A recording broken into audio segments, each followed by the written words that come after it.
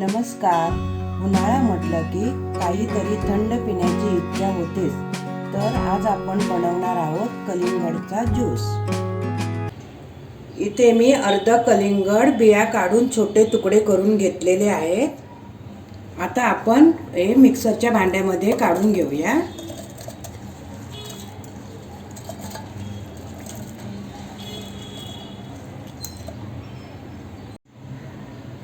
आता आपण यात 4 चमचे साखर टाकून घेऊया. आपलं कलिंगड कितपत गोड आहे त्यानुसार आपण साखर कमी जास्त करायची आहे. आणि आपण अर्धा चमचा काळं मीठ टाकूया. काळं मीठ नसेल तर आपण साधं मीठ घेतलं तरी चालेल. आणि आपण एक लिंबूचा रस टाकून घेऊया.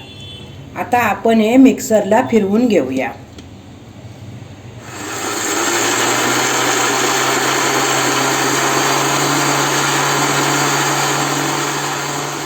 अशा प्रकारे आपला ज्यूस तयार आहे.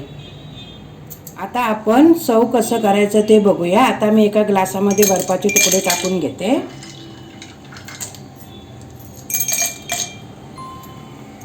आता आपण 1 चमचा सब्जा टाकून घेऊया.